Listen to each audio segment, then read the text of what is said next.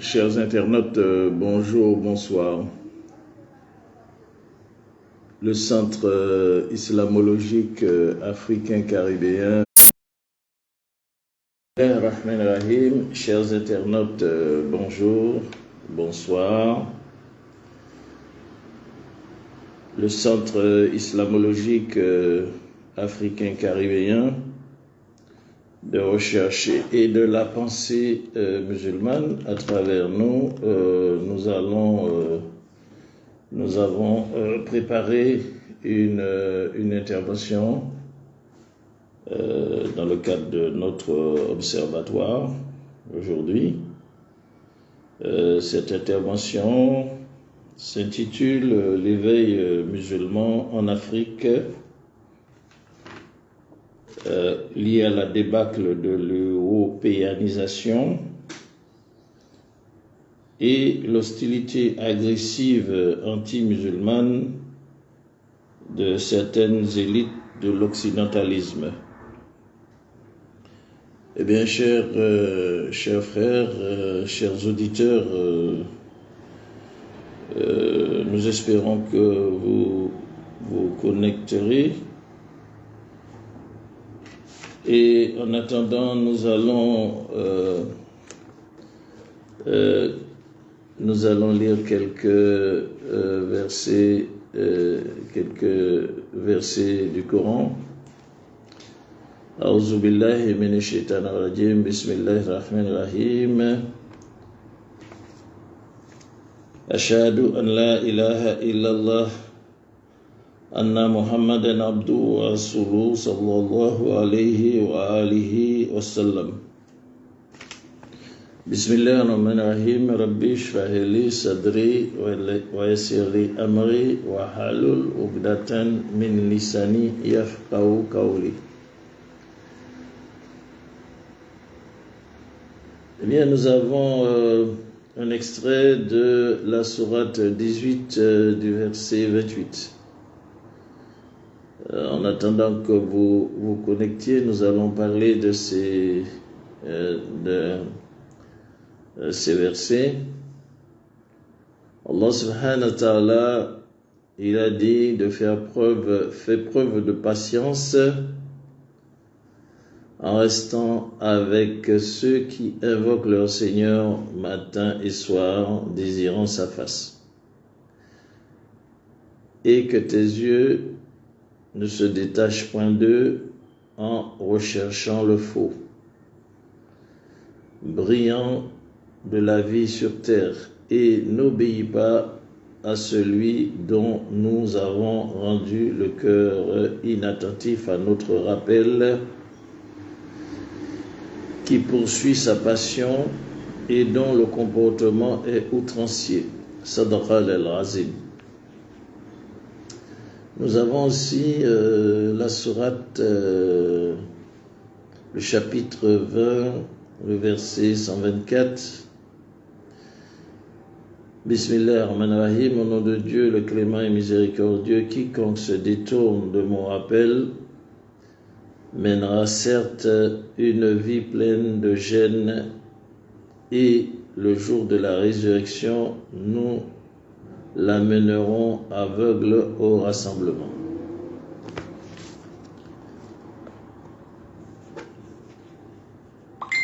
Nous avons aussi la sourate 4, le verset 36, où Allah subhanahu wa ta'ala nous dit ceci: et quiconque s'aveugle et s'écarte du rappel du tout miséricordieux, nous lui désignons un diable qui devient son compagnon inséparable.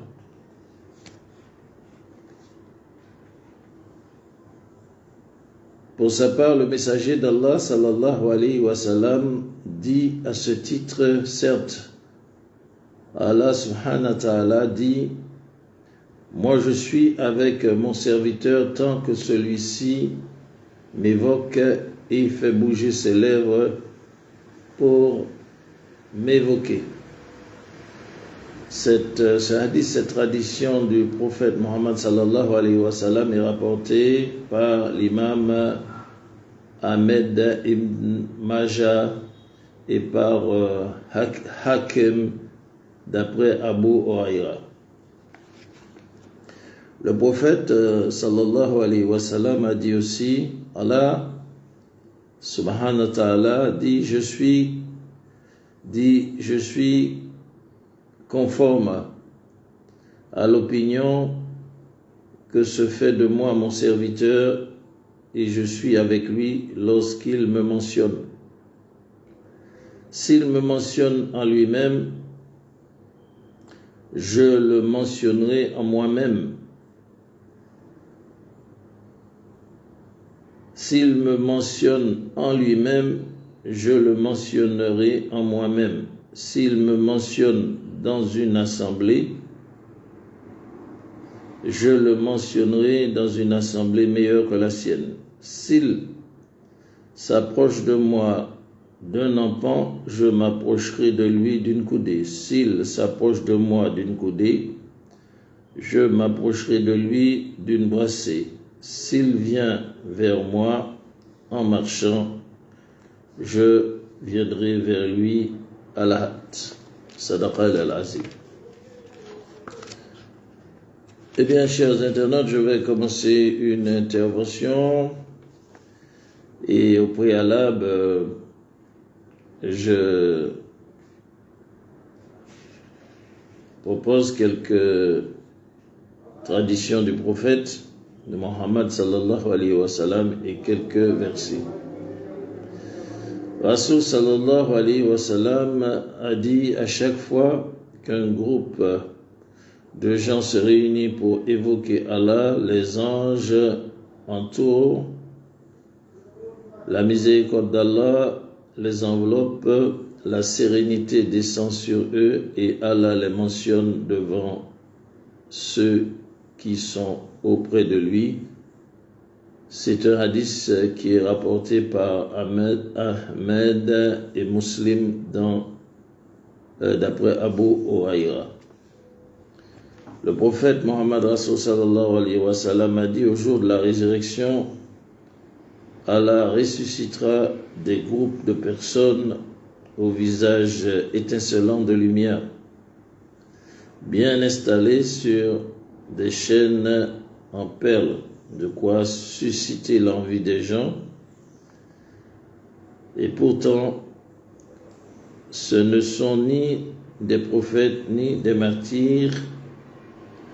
Aussi un bédouin s'agenouilla-t-il près du prophète sallallahu alayhi wa sallam et demanda au messager d'Allah, décris-les-nous pour que nous puissions les reconnaître.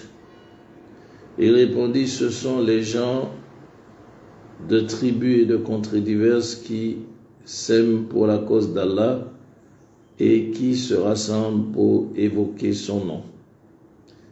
Cette tradition, ce hadith, est rapporté par At-Tabarani à travers une bonne chaîne de transmission d'après Abu ad-Darda. Le prophète Rasul sallallahu alayhi wa sallam, il a dit aussi, la meilleure évocation consiste à dire, il n'y a point de divinité en dehors d'Allah, c'est-à-dire la kalima, la ilaha illallah. Et la meilleure invocation consiste à dire louange à Allah, alhamdulillah. Ce hadith est rapporté par At-Tirmidhi,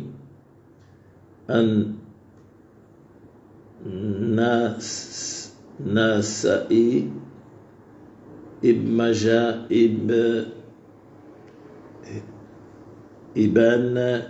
et par Hakim d'après Jabir. Rasul sallallahu alayhi wa sallam, le prophète Mohammed, a dit, dès qu'une personne formule de façon sincère,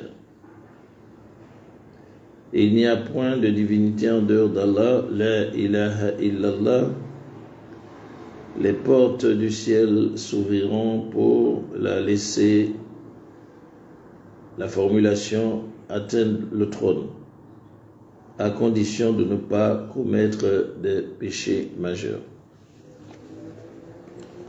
Alhamdulillah Rabbil Alamin. As-salatu wa salam ala Shafi Muhammad sallallahu alayhi wa sallam, Katam al-Anbiya, Imam al-Mursalin. Allahumma salli ala Sayyidina Muhammadin al-Fatihi lima uklika wal-Khatimi lima sabaka nasiril haqqi bil-haqq wal-hadi ila siratika al-mustaqima wa ala alihi haqqa qadrihi wa miqdaril azim.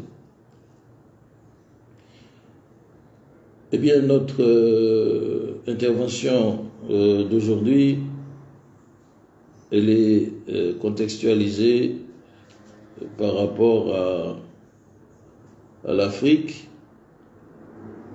Cette Afrique qui nous intéresse tant aux Amériques et aux Caraïbes, et c'est en ce sens, à juste titre, que nous, chercheurs du Centre islamologique africain caribéen, nous allons nous pencher sur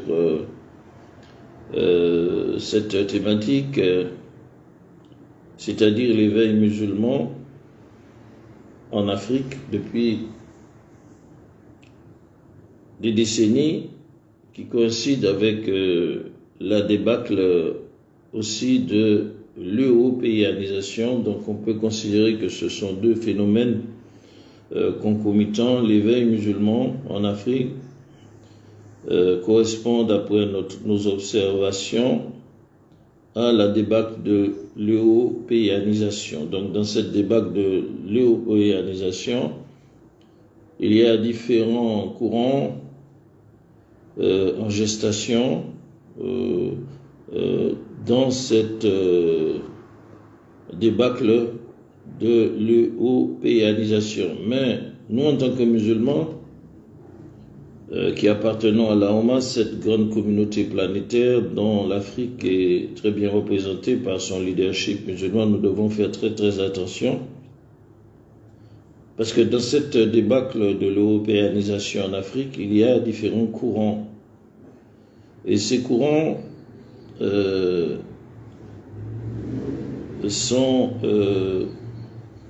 se caractérisent par des revendications qui, dans la forme, sont des revendications légitimes à tout Africain conscient, qu'il soit sur le continent africain et dans le monde, c'est-à-dire la contestation par rapport au franc CFA, la contestation par rapport à la France-Afrique, et une volonté aussi d'unité et de libération de l'Afrique, qui va jusqu'à une démarche de démonétisation de la part de certains pays africains pour une remonétisation purement africaine, pour sortir de cette aberration, puisque nous savons que le franc CFA c'est une institution coloniale. Donc il y a dans cette débâcle de l'européanisation, il y a dans la course différents courants, différents mouvements. Mais il ne va pas sans dire que ces mouvements n'ont pas le même objectif. Dans la forme, il y a une réalité de contestation, mais dans le fond, eh bien, nous constatons aussi, nous devons analyser que qu'il n'y a pas les mêmes objectifs dans le fond, et nous dirons même que si dans la forme, il y a une contestation, comme nous l'avons signalé, du franc CFA, de la France-Afrique, et aussi une contestation de la néocolonisation, mais dans le fond, nous voyons que certains acteurs de certains courants rejoignent en quelque sorte les mêmes préoccupations, on va dire impérialistes européennes, en sorte que, dans le fond, ils manifestent une hostilité agressive anti-musulmane qui dévoile en quelque sorte que dans le fond, ils ont un même objectif que l'Occident, c'est-à-dire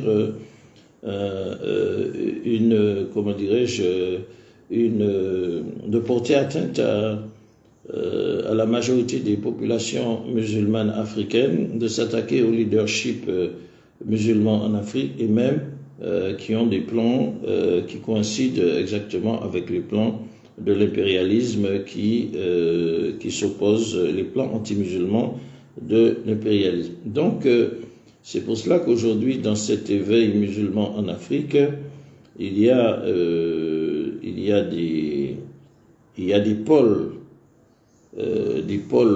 dans l'Afrique de l'Ouest qui sont très importants, sur lesquels nous devons nous arrêter, sur lesquels nous devons réfléchir dans l'Afrique de l'Ouest.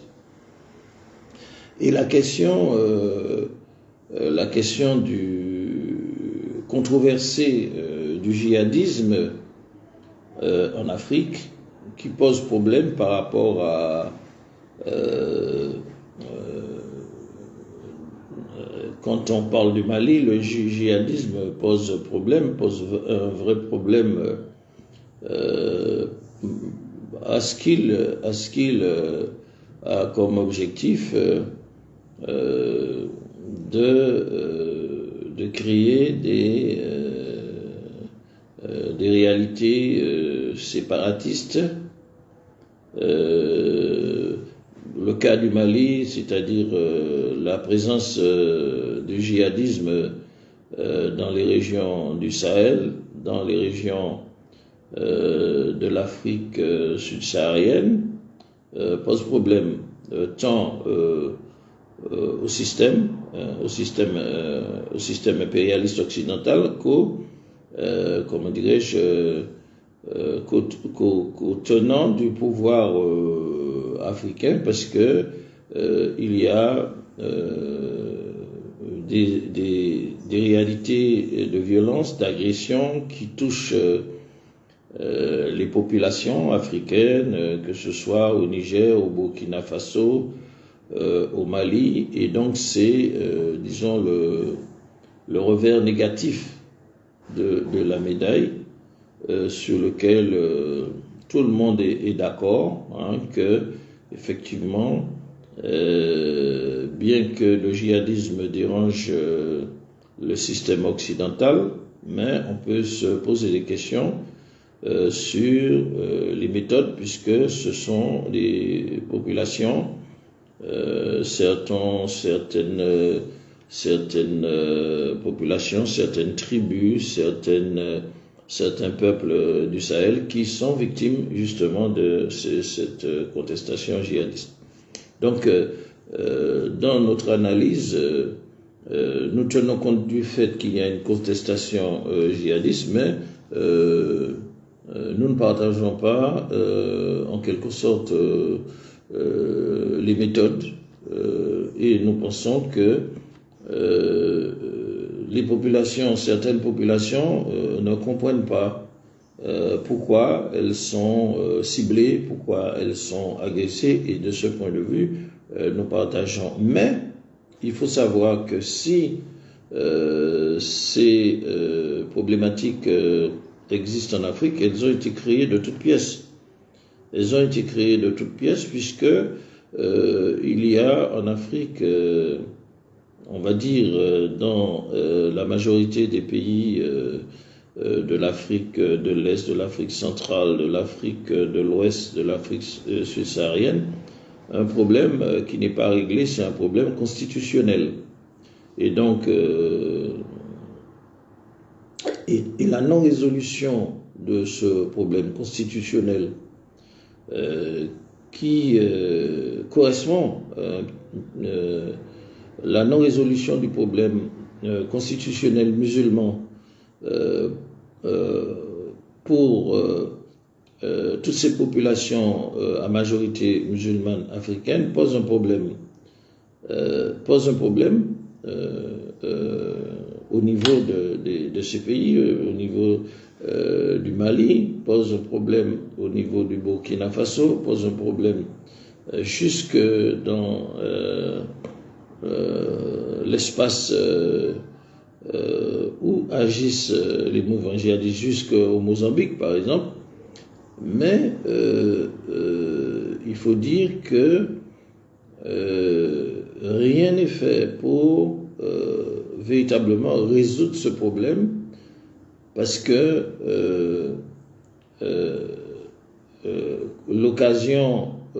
l'occasion des mouvements, de l'existence des mouvements djihadistes controversés fait l'affaire du larron, et c'est l'occasion qui fait le larron, puisque les impérialistes occidentaux ont comme prétexte le djihadisme pour intervenir un peu partout en Afrique. Nous avons vu l'opération Serval, l'opération Barkhane, nous avons vu comment dirais-je, la contestation des populations du Mali, la contestation des populations qui demandent le départ des troupes impérialistes qui, depuis des décennies, n'ont pas résolu le problème du djihadisme.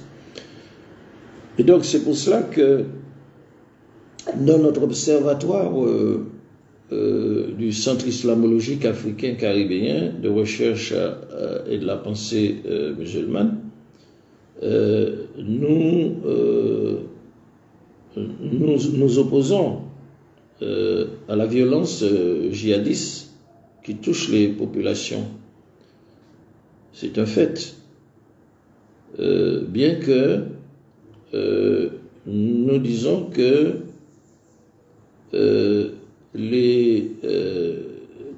comment dirais-je, le néocolonialisme, les pouvoirs néocolonialistes des élites occidentalisées, qui peuvent être politiques et militaires, n'ont pas non plus la bonne solution pour résoudre le problème djihadiste, parce que ce sont ces élites occidentalisées qui elles-mêmes font partie du problème, parce qu'elles ne cherchent pas à résoudre en Afrique la cause du mal djihadiste, la cause du mal terroriste, parce que ils ne veulent pas, ces élites occidentalisées politiques et militaires ne veulent pas résoudre le problème constitutionnel, le problème constitutionnel musulman. Et nous allons prendre l'exemple de l'actualité au Mali, parce que nous pensons que la source même, on ne peut pas tarir la source du djihadisme. La source du djihadisme est intarissable. Donc par conséquent, les autorités politiques et néocolonialistes, qui soient des élites occidentalisées, politiques ou militaires, qui misent sur l'éradication du djihadisme par comment dirais-je, par le traitement militaire du djihadisme, ils se trompent, mais en même temps ils trompent aussi les populations, parce que l'option militaire préconisée par certains gouvernements pour résoudre le problème djihadiste, c'est un leurre, parce que le problème du djihadisme, c'est-à-dire le problème du djihadisme est en Afrique, tant que ces causes ne sont pas réglées, eh bien le problème du djihadisme devient une source intarissable de difficultés. Et donc nous dirons que dans cette réalité de l'éveil musulman en Afrique, que craint le système de l'envahissement européen, qui est dans une phase de débâcle, cela inquiète tant l'Occident que les élites de l'occidentalisme. Et donc, pour pouvoir retenir l'attention des populations des masses et des populations musulmanes dans les pays concernés de l'Afrique de l'Ouest, eh bien, il y a ce facteur de détournement des vrais problèmes qui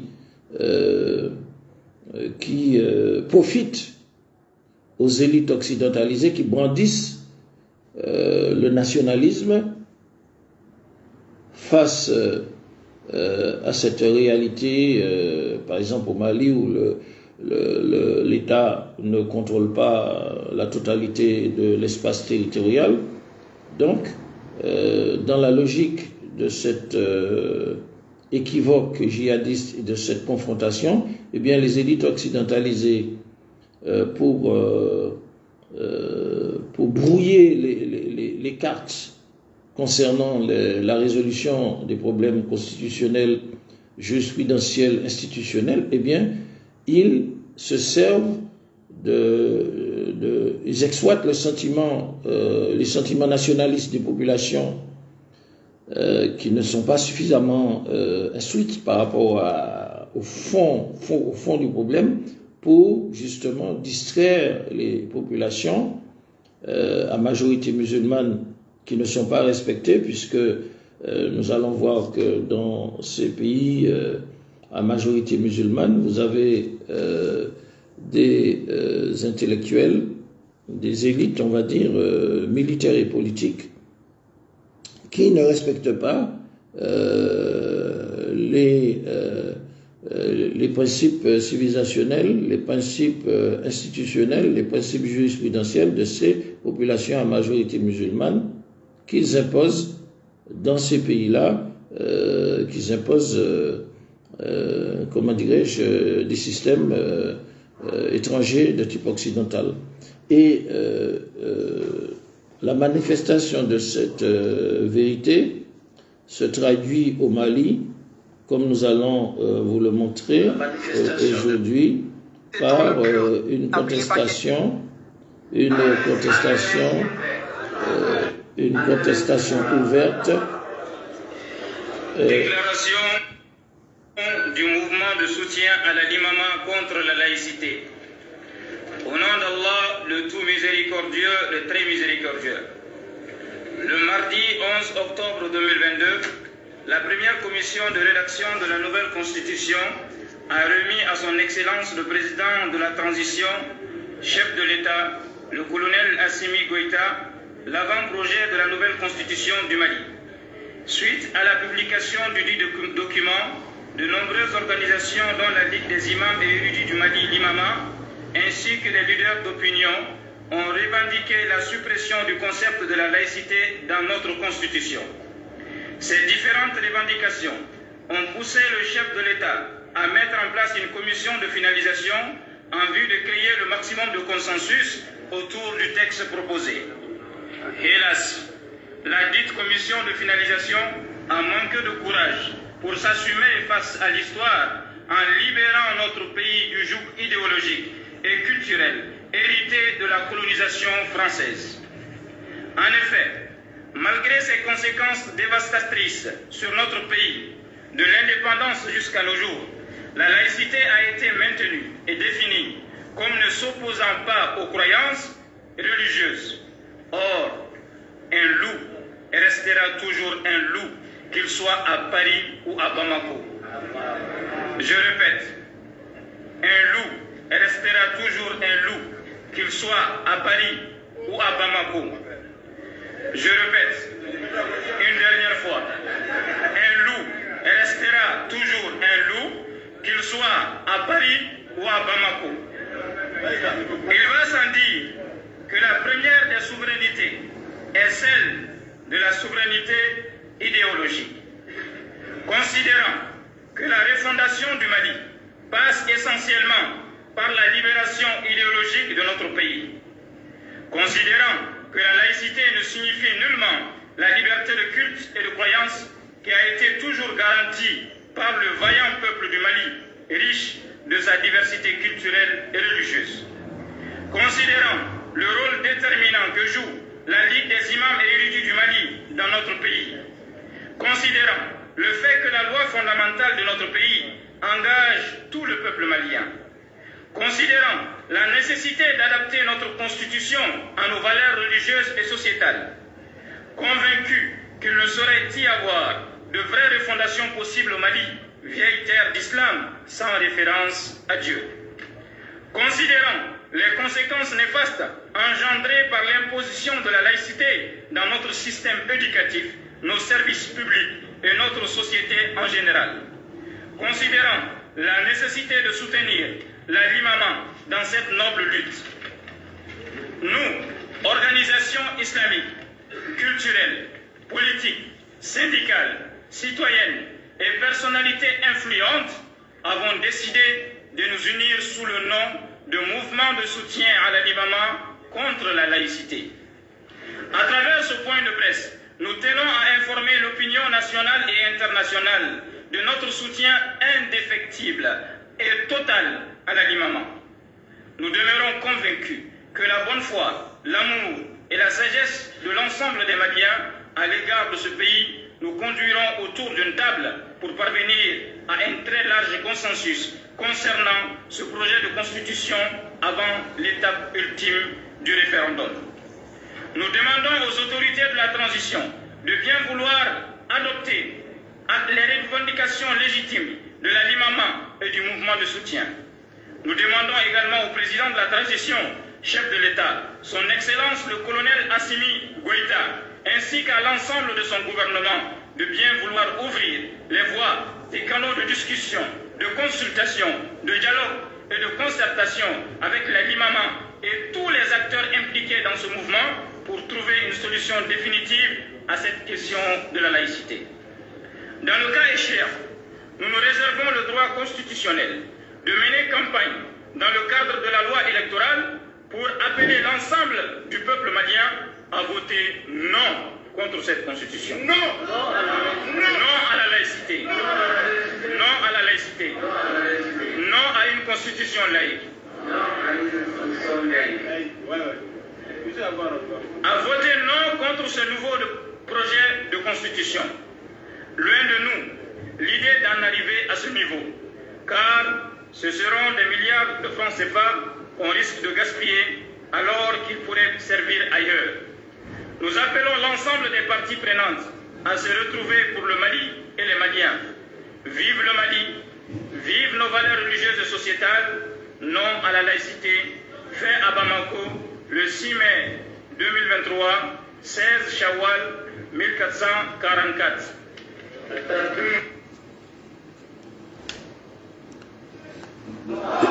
Eh bien,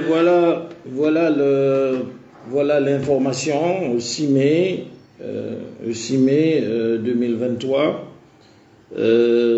Nous avons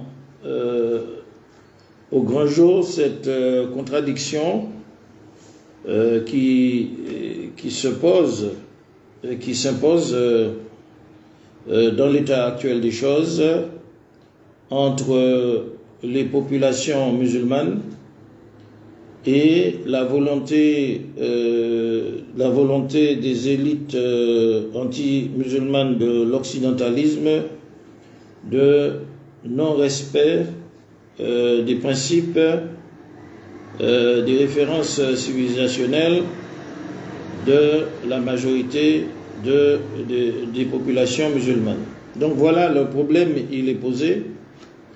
Alors, avant de rentrer dans, le process de cette contradiction au Mali, il faut rappeler que ce sont les populations musulmanes qui sont dans leur majorité, la société civile, les différentes structures sociétales, syndicales, etc., qui se sont mobilisées au Mali pour faire tomber le gouvernement de l'ex-président Aboubacar Keïta. Et donc le monde a assisté à de grandes manifestations sous la houlette des organisations de la société civile, y compris avec, comment dirais-je, un collectif très largement large des imams de toute tendance, avec à la tête l'imam Dicko. Donc nous avions enregistré à cette période l'intervention déjà des médias occidentaux qui s'inquiétaient pour leur arrière-coup du Mali, parce que effectivement, lorsque un mouvement largement large représenté par les populations musulmanes et représenté par les élites arabisantes et coranisantes, avec à sa tête l'imam Dicko, inquiète, et que nous nous rappelons que les médias occidentaux, ils ont crié au loup,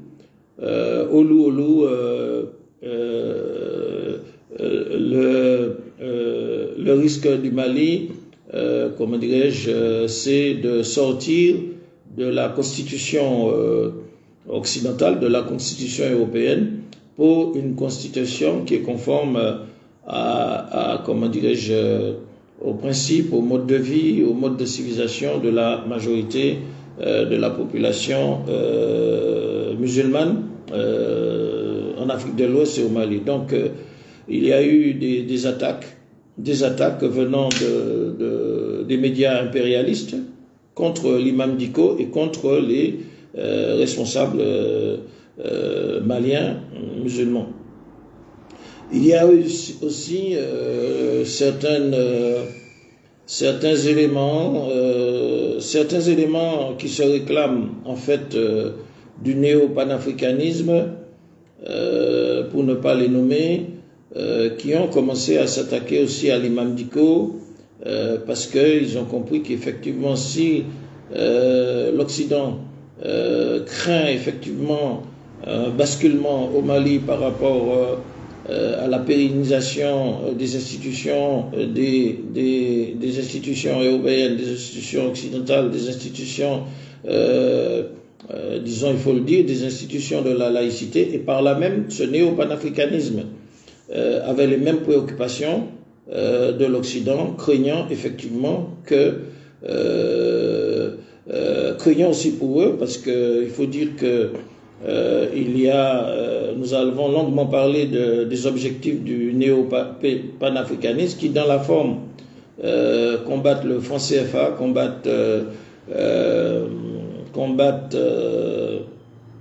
la force Afrique, mais dans le fond, qui ont les mêmes objectifs que l'impérialisme, c'est de barrer la route à l'islam en Afrique. Donc nous avons, pour ne pas les nommer, nous avons certains éléments du néo-panafricanisme qui se sont précipités au Mali, qui ont fait des déclarations, etc., contre le mouvement du peuple malien, du peuple musulman malien, contre l'imam Dicko, contre d'autres imams, etc.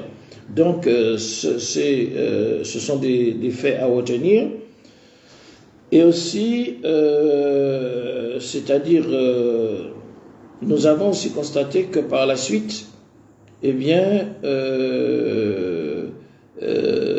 des éléments aussi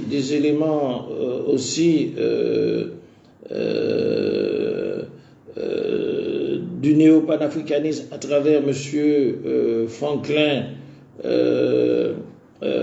Ouakameoun a pris la tête en quelque sorte de la contestation anti-musulmane à plusieurs reprises. Je rappelle que monsieur Franklin Cameroun, il fait partie du système de l'éducation nationale parce qu'il est professeur de philosophie dans une région française.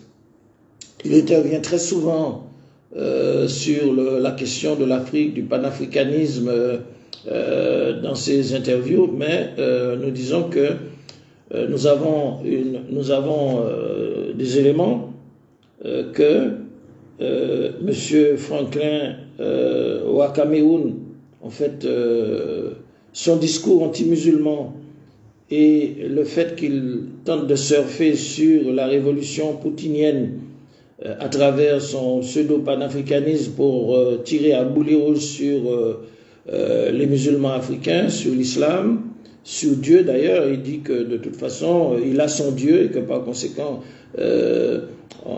comment dirais-je, ils attaquent l'islam. Donc nous savons de quelle veine est issue ces personnes, puisque nous permettons de nommer M. Franklin Ouakameoun, qui est de l'éducation nationale, parce qu'il est professeur de philosophie en Occident. Et nous avons vu que Allah subhanahu wa ta'ala nous a donné une preuve que, vous savez, il y a en France, il y a différents courants, on va dire, contradictoires, qui, lorsque un Africain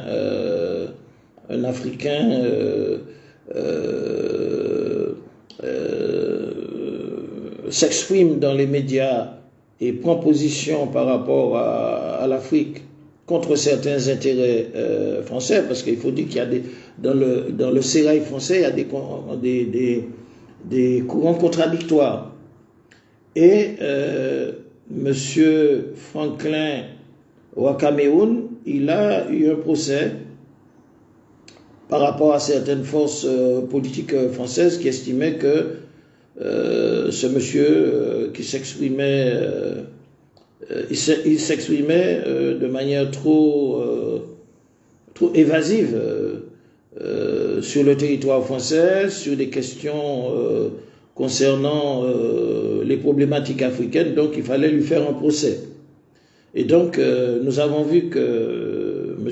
Franklin Cameroun, il a été confronté à un procès, mais ce qu'il faut retenir, c'est que il bénéficie du soutien du corps fondamentalement laïque, fondamentalement anticlérical, fondamentalement anti-musulman, d'une tranche de la société française qui a sa source dans la franc-maçonnerie. Donc, Monsieur Franklin, il a gagné son procès parce qu'il bénéficie du soutien des francs-maçons de l'éducation nationale. Et nous savons que l'éducation nationale, c'est là ses origines jules-fériennes et lucifériennes, et on peut dire que nous connaissons le rôle agressif de l'éducation nationale dans toutes les manifestations anti-musulmanes qui existaient en France et en Europe, depuis l'affaire Oujdi, depuis le foulard, depuis l'affaire Charlie. Et donc il faut que les Africains sachent que ce n'est pas par hasard que M. Franklin Ouakameoun s'attaque aux musulmans, s'attaque à l'islam, surtout à un moment crucial où le Mali est en train, de par l'éveil musulman et le positionnement, comment dirais-je, de l'imama, des forces actives de la société musulmane. Donc, M. Franklin Cameroun, qui tient son bâton pharaonique, son bâton kamite, toujours dans la perspective anti-musulmane de contrecarrer le leadership musulman. Donc, ce monsieur que nous observons depuis environ 1 an, eh bien, vu cet éveil musulman et la débâcle de l'européanisation, eh bien, nous avons vu la température, le thermomètre, la température psychologique, la température de M. Franklin Ouakameoun monter dans son agressivité, parce que c'était quelqu'un qui, comme il est professeur de philosophie apparemment très calme, il est sorti de ses gonds parce que justement il y a un phénomène important il est monté au créneau, c'est l'éveil musulman en Afrique et la débâcle de l'européanisation. Donc, nous pensons que il faut répondre à M. Franklin Wakameoun en ce moment où des attaques fusent contre l'imam Dicko, les savants musulmans, notamment aussi au moment où, comment dirais-je, certains éléments anti-musulmans comme les Kamites qui ont blasphémé sur le Coran, qui ont mis leurs pieds sur le Coran, qui ont blasphémé sur le prophète, dont M. Doumbia Flakoli a été emprisonné. Donc nous sommes obligés de répondre à monsieur Franklin Wakameoun. Nous disons que M. Franklin Wakameoun subit une montée en température. Parce que très calme, nous avons constaté que comme l'échéance se rapproche par rapport aux événements, eh bien, il y a on va dire, nous avons fait le constat d'une montée en température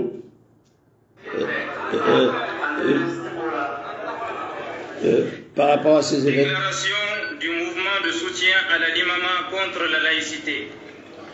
Au nom d'Allah, le tout miséricordieux. Donc, ce mouvement contre la laïcité, au Mali, c'est un mouvement contre l'impérialisme. C'est un mouvement contre l'idéologie qui découle de la laïcité. C'est l'idéologie, qui a été créée en France, en Europe d'abord par les Juifs marranes qui vont fonder l'État-nation des Pays-Bas. Ensuite, les Juifs marranes vont influencer l'idéologie de la Révolution française de 1789 avec Jean-Jacques Rousseau, Robespierre, qui va découler sur une idéologie, de ravalement laïque, anticléricale, on va dire une idéologie qui a servi à l'expansion du colonialisme, au développement du nazisme, de l'ultranationalisme blanc. Et donc, comme justement la température aujourd'hui monte chez les tenants de l'ultranationalisme noir qui relève de l'idéologie suprémaciste noire, à l'instar de l'idéologie suprémaciste blanche, du peuple élu blanc, du peuple élu noir, eh bien nous faisons le constat que c'est la concomitance de ces événements qui produit une montée en température, en fièvre, de la part de quelqu'un très calme, comme M. Franklin Wakameoun, tel que nous l'avons suivi auparavant dans ses interventions panafricanistes, mais il me semble qu'il y a une montée de la fièvre et nous disons que si M. Franklin Wakameoun ne fait pas une AVC, eh bien il peut faire un syndrome d'autocombustion, parce que M. Franklin Wakameoun, de par ses attaques, Franklin Wakameoun, il sent un peu le soufre de par ses attaques lucifériennes, le rapport entre Lucifer et le soufre, le coufre, et donc par conséquent, nous pensons qu'il y a un risque, et puis il faudrait que les imams viennent au secours peut-être de M. Franklin Wakameoun s'il fait une montée de fièvre et peut-être pas une AVC, mais une autocombustion. Vous savez, l'autocombustion est provoquée par un phénomène où une partie du corps de l'être humain peut se brûler en cendres. Et donc, si cela continue, les sulfureuses attaques de M. Franklin Wakameoun contre l'islam, contre les musulmans, contre le Dieu unique pour imposer son Dieu à lui, eh bien, relève en quelque sorte d'une fièvre luciférienne à travers, ces attaques sulfureuses. Et donc, par conséquent, nous devons veiller à la survie quand même de M. Franklin Wakameoun qui ne fasse pas une autocombustion. Et donc, autocombustion signifie que dans l'autocombustion, vous pouvez avoir la partie supérieure de votre organisme qui brûle et que la partie inférieure reste toujours intacte en chair, ou que c'est la partie inférieure de l'organisme qui brûle. Et là, nous ne souhaitons pas que Monsieur Franklin Ouakameroun disparaisse comme Monsieur Omotunde à brève échéance. Et donc, nous souhaitons qu'il reste là dans leur combat pour dévoiler sa vraie identité et qu'il ne soit pas un martyr de Lucifer. Parce que s'il meurt dans une autocombustion, et donc à cause de ces sulfureuses attaques qui sentent le soufre contre la Mecque, contre les musulmans, contre le Dieu unique, contre le Dieu des musulmans et tout ça, eh bien il risque de disparaître dans une autocombustion, et nous ne souhaitons pas que Monsieur Franklin Cameroun soit un martyr de Lucifer. Donc voilà un petit peu ce que nous pouvons dire à propos de Monsieur Franklin Ouakameroun. Donc les musulmans de l'Afrique et du Mali doivent être véatifs par rapport aux attaques que subissent l'islam, consécutive à l'éveil musulman africain et à la concomitance de la débâcle de l'européanisation qui fait suite à une agressivité, une hostilité agressive anti-musulmane de certaines élites de l'occidentalisme. Et donc le sujet est important parce que nous avons vu que à partir du moment que les populations musulmanes et l'imamat africain contestent la laïcité, c'est tout le système occidental, tout l'échafaudage du système occidental, y compris le nationalisme jacobin, le nationalisme français de Jean-Jacques Rousseau copié-collé dans les pays africains, dans les pays avec l'occupation coloniale et la formation des élites occidentalisées qui est en cause. Et donc, si le nationalisme occidental est en cause, forcément, le néo-panafricanisme aussi, qui est une composante, de ce nationalisme européen dans son contenu, eh bien, est battu en brèche. Donc, c'est forcément ce qui se passe en ce moment, dans cette confrontation entre le néo-panafricanisme, le nationalisme qui n'a rien à voir avec le patriotisme malien ou sénégalais ou nigérien ou centrafricain ou guinéen. Le nationalisme, c'est quelque chose qui vient avec la laïcité, qui vient de l'Occident, et donc par conséquent, non seulement l'éveil musulman qui provoque la débâcle de l'européanisation pose problème à l'impérialisme et au colonialisme en Afrique, mais cela pose problème aussi au néo-panafricanisme qui, dans la forme, combat soi-disant le franc CFA, combat soi-disant contre la France-Afrique, mais qui, dans le fond, a des agendas communs anti-musulmans qui coïncident aux mêmes agendas anti-musulmans de l'impérialisme européen et du colonialisme. Donc c'est ce qui se joue actuellement au Mali, et nous devons prendre en considération ces événements et mesurer l'intensité du combat qui se mène aujourd'hui avec l'éveil musulman africain.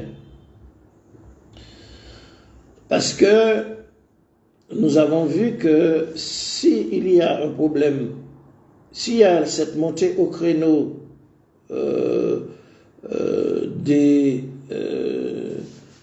du conseil des imams au Mali, nous savons bien que dans l'histoire même de la colonisation, il y a eu cette volonté du colonialisme français de tabler sur des élites politiques et militaires pour occuper l'espace politique, l'espace de la gouvernance, l'espace de gestion et d'administration de ce pays. Et nous avons vu, tel que le constat est fait par la déclaration des imams, que 60 ans après l'indépendance, eh bien, vous avez des élites qui ont été chargées, ont été mis en place par le système néocolonial, qui ont maintenu 60 ans après l'indépendance cette laïcité en question. Quand on dit laïcité, il faut voir nationalisme français, nationalisme européen, il faut voir philosophie de la Révolution française de 1789 qui est, un système qui n'a rien à voir avec le patriotisme malien ou sénégalais ou africain, mais c'est un système qui veut exclure le divin dans l'espace et dans la gestion de la société africaine, ce qui n'est pas conforme aux principes, aux références civilisationnelles, juridictionnelles, constitutionnelles de la société malienne, la société africaine et la société composée d'une majorité de population musulmane. Donc on voit que si ce problème persiste encore au Mali jusqu'à ce que les organisations qui se regroupent dans l'imama contestent l'actuelle constitution que voudrait imposer l'élite militaire et politique au pouvoir, on voit que c'est de là que découlent les causes de l'instabilité du Mali qui a créé cette, on va dire, qui a inventé cette question de djihadisme. Puisque les imams et les populations musulmanes qui s'opposent à la laïcité, qui s'opposent à des constitutions qui ne cadrent pas avec l'éthique de la civilisation malienne, ces populations et ces imams ne sont pas des djihadistes. Ce sont des Maliens musulmans, hein, des Maliens musulmans, des Maliens de la tradition, des Maliens de la sunna, qui s'opposent à un pouvoir qui veut, dans la continuité de l'occupation coloniale, de la néocolonisation, pérenniser la laïcité qui ressort d'une idéologie équivoque par rapport au principe de référence de la civilisation musulmane malienne, musulmane sénégalaise, musulmane nigérienne, musulmane de Haute-Volta, musulmane de Guinée. C'est ça cette réalité. Donc nous voyons les origines, nous on touche du doigt les origines de l'instabilité au Mali. L'origine de l'instabilité à l'occasion qui va occasionner la contestation djihadiste qui perturbe en réalité l'État malien et les populations du fait que une importante équation de la superficie du territoire n'est pas contrôlée par l'État malien à cause du djihadisme, et qui perturbe aussi ces populations, parce que ce sont des populations, les populations maliennes, sénégalaises, nigériennes, burkinabées, ce sont des populations patriotes, pour ne pas dire nationalisme, parce que le nationalisme n'a rien à voir avec le patriotisme.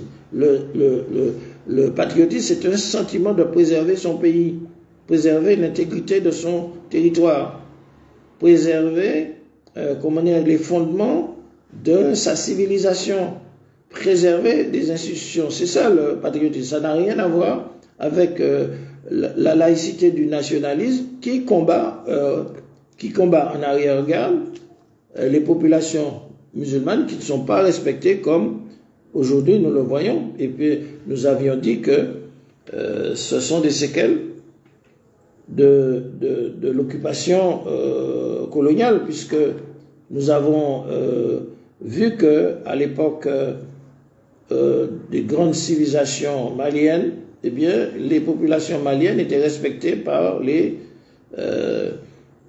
grands résistants comme Askia Mohamed, Mohamed Lamine, Samori Touré, Alpha Yaya, etc., etc.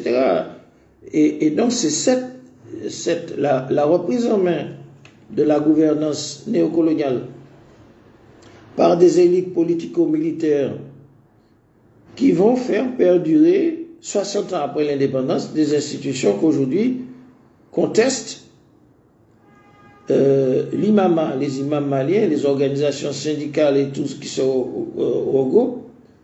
Et c'est une contestation patriotique. Ce n'est pas une contestation nationaliste, c'est-à-dire la revendication qui veut faire sortir, puisque vous avez bien vu que dans ces déclarations, le communiqué du Conseil des imams a dit qu'il ne peut pas y avoir de souveraineté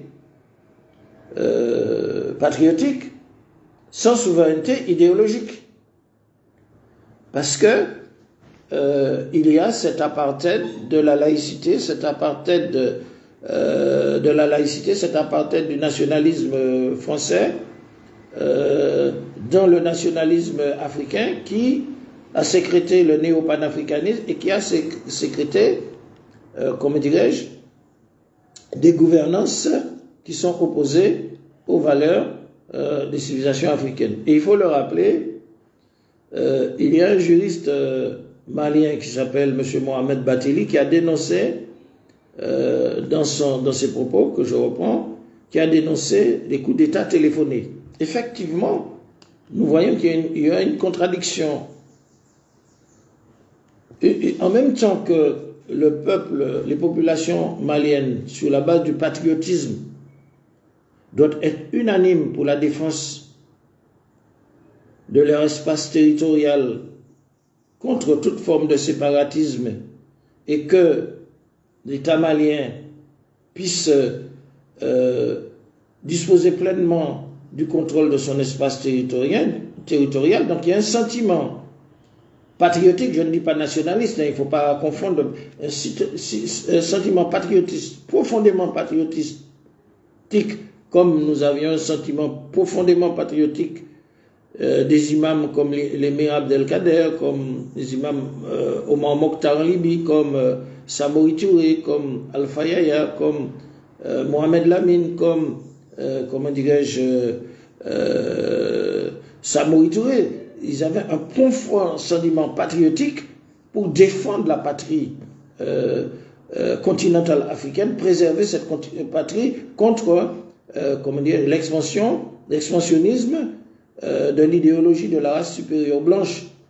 C'était pas du nationalisme, c'était du patriotisme musulman, du patriotisme islamique. Et aujourd'hui, la contradiction qu'il y a entre le système nationaliste des élites occidentales qui ont confisqué le pouvoir, c'est une contestation entre le patriotisme laïciste au fondement pro-occidental, pro-européen, et la société, l'ensemble de la société malienne, des populations musulmanes et aussi chrétiennes, qui sont profondément patriotiques et qui s'opposent à une constitution laïque qui ne correspond pas ni aux valeurs chrétiennes maliennes, ni aux valeurs musulmanes maliennes. Donc c'est ça, cette contradiction qui fait que aujourd'hui,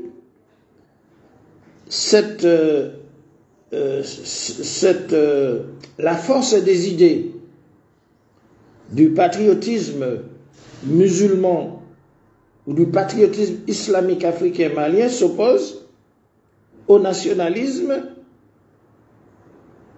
dans son contenu néo-panafricaniste anti-musulman qui veulent écarter de la scène sociétale les Africains, les élites qui sont des élites coranisantes et des élites arabisantes. Donc voilà cette réalité. Dans cette réalité qui surgit selon l'analyse du Centre islamologique africain caribéen dans cette échéance nouvelle qui coïncide à l'éveil musulman africain et à la concomitance d'une débâcle de l'européanisation, et c'est à cause de ça que se manifeste l'hostilité agressive des élites occidentales qui, sous couvert d'un néo-panafricanisme, se prétendent œuvrer pour l'Afrique de liberté, qui se prétendent dans la forme œuvrer pour l'Afrique des libertés en luttant contre le franc CFA, en luttant contre la France-Afrique, en voulant surfer sur la révolution planétaire multipolaire, eh bien, ils sont, ils sont le caillou anti-musulman dans l'engrenage du mouvement de libération africain qui n'a jamais connu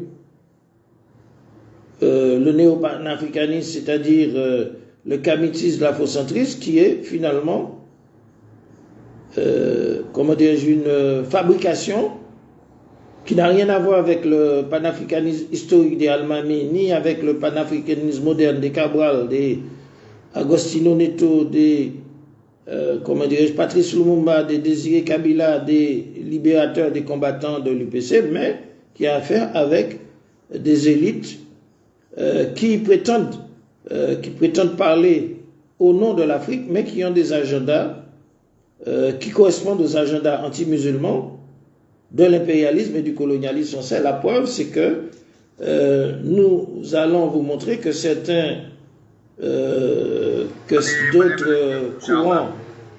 d'autres courants africains contestent ceux-là qui veulent surfer sur le mouvement multipolaire pour, soi-disant, parler au nom de l'Afrique, et nous allons vous donner des éléments pour comprendre cette réalité. Et ils semblent les présenter comme les porte-parole de l'Afrique. Qu'est-ce qu'il est légitime comme porte-parole de l'Afrique? Qui sont-ils? Peut-être la grande audience qu'ils ont eue sur les réseaux sociaux, dans les médias et en France. On assimile souvent l'audience à une sorte de légitimité aussi. Si l'on part à une élection, peuvent-ils la gagner? Ils font beaucoup de bruit dans leur pays, dans les lieux où ils sont, partout où ils sont. Si nous partons à les élections, ils ne les gagneront pas. Sur quelle base ils sont légitimes et prétendent-ils parler de l'Afrique, refusant les voix contraires et disant qu'ils sont la majorité? Nous avons créé cette structure pour dire non, il y a des voix africaines qui pensent différemment et que leur pensée n'est pas forcément majoritaire, que la majorité c'est dans les urnes. Ils ne peuvent pas s'ériger en porte-parole de l'Afrique. C'est une parole de l'Afrique, ça fait partie des voix de l'Afrique, mais ce n'est pas la parole de l'Afrique. Il y a combien de pays africains? D'ailleurs, même on parle de l'Afrique. Est-ce que l'Afrique existe? Il y a autant de pays que d'Afrique. Il y a des Afriques. Il n'y a pas une seule Afrique. Très bien. Nous avons combien de passeports? Une cinquantaine. Nous avons combien de monnaies? Le franc CFA qui est décrit. Mais on devrait le saluer. Lorsqu'on enlève le franc CFA, on aura 50 monnaies. Chaque pays a sa monnaie. L'Afrique est-elle fière de ça? Et c'est ça qu'on doit promouvoir? Chaque pays a un passeport, chaque pays a un drapeau. Oh, l'Afrique n'existe pas. Il y a des pays africains qui existent. L'Afrique est un continent bordé de terre, de mer ou autre. Mais l'Afrique, en tant qu'identité politique, elle n'existe pas. C'est ça, c'est pour ça qu'il faut se battre. Au lieu de faire des discours anti je ne sais quoi, l'Afrique a des véritables problèmes. C'est un problème d'unité, c'est un problème d'intégration. C'est le passeport unique qui a été brandi à Kigali qui ne sert à rien, qu'on ne voit pas. C'est le marché commun africain qu'il faut bâtir. Ça, c'est pas une affaire de France, de l'Occident. La colonisation est lointaine, la traite négrière est lointaine, sauf si on veut toujours justifier des choses par rapport à notre volonté d'avancer. Nous sommes maîtres de nos destins. On dit oui, l'Afrique n'était pas dans l'histoire. Aujourd'hui, elle prétend faire son histoire. Ceux-là qui parlent au nom de l'Afrique, que font-ils pour être le moteur de cette histoire, pour créer cette convergence afin que l'Afrique prenne en main son destin? C'est cela qu'on attend.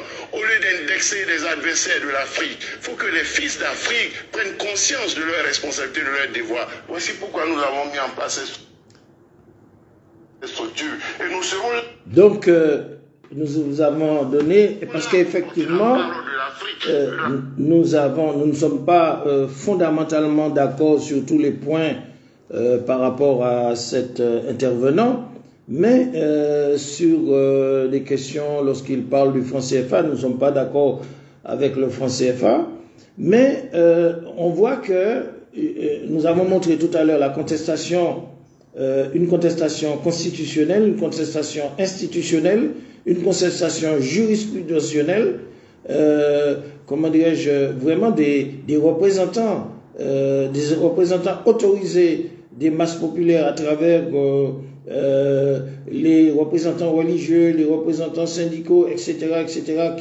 qui montent au créneau justement pour s'opposer à une orientation, comment dirais-je, de la pensée unique et de la laïcité, comment dirais-je, qu'on veut imposer aux populations musulmanes. Mais là, vous avez, comment dirais-je, une deuxième contestation de personnes qui sont venues, qui ont, comment dirais-je, qui ont leur refuge en Occident, qui viennent de l'Occident, qui viennent, qu'on appelle des négropolitains, liés aux USA, aux loges maçonniques de Prince Hall, qui ont sorti des ballons d'essai folkloriques sur différentes chapelles sectaires,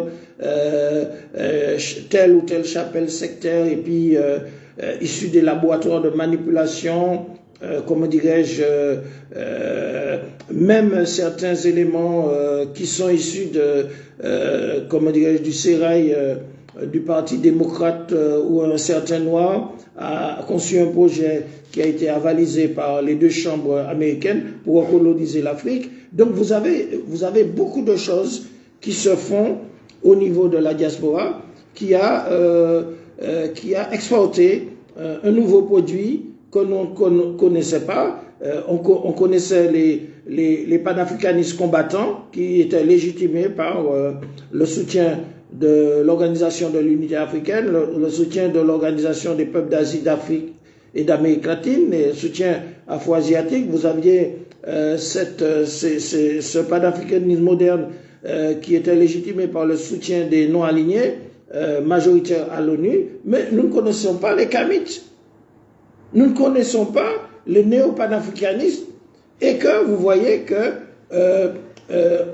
il est contesté que ces éléments qui représentent une voix de l'Afrique parmi toutes les voix de l'Afrique veuillent, au nom d'une idéologie, une idéologie sectaire, une idéologie de l'ultranationalisme noir, qui est le pendant de l'ultranationalisme blanc, qui s'appuie sur la laïcité et qui sont de connivence avec les élites occidentalisées qui contrôlent le pouvoir, les élites occidentalistes des militaires et politiques qui contrôlent le pouvoir pour empêcher, pour barrer la route aux autres élites arabisantes et coranisantes africaines pour imposer des réalités de la laïcité qui sont contestées actuellement. Donc vous voyez que, comment dirais-je, comme il dit, mais il y a des paroles d'Afrique. Mais lorsque des gens veulent surfer comme M. Franklin ou au Cameroun qui s'attaque à boulet rouge contre la Mecque, qui réunit tous les peuples du monde, y compris tous les musulmans du monde, y compris les Africains, qui s'attaquent aux frères, à la fraternité musulmane orientale, qui s'attaquent à Allah, qui s'attaquent... Et donc nous disons que ces gens-là, aujourd'hui, ils ont perdu leur boussole en voulant surfer de cette manière sur la révolution multipolaire, la révolution poutinienne. Ils discréditent en s'attaquant aux populations musulmanes du monde, en s'attaquant à l'islam, en s'attaquant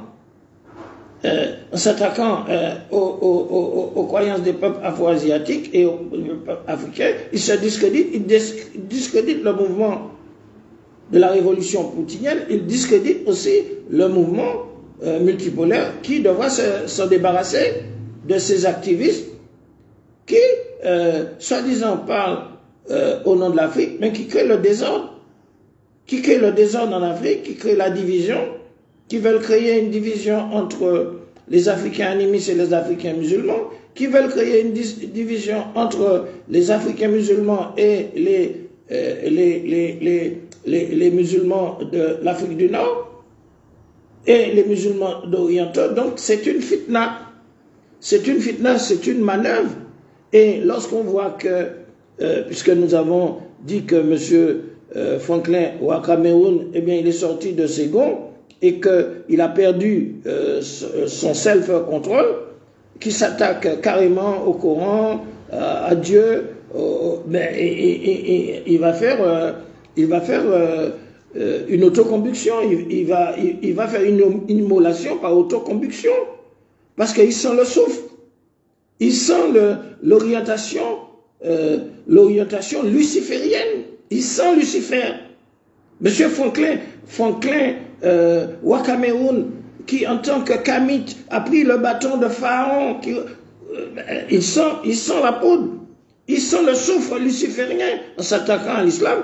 La seule chose, c'est que nous voulons, nous ne voulons pas qu'il fasse, faute d'une AVC, qu'il fasse une autocombustion. Nous ne voulons pas que M.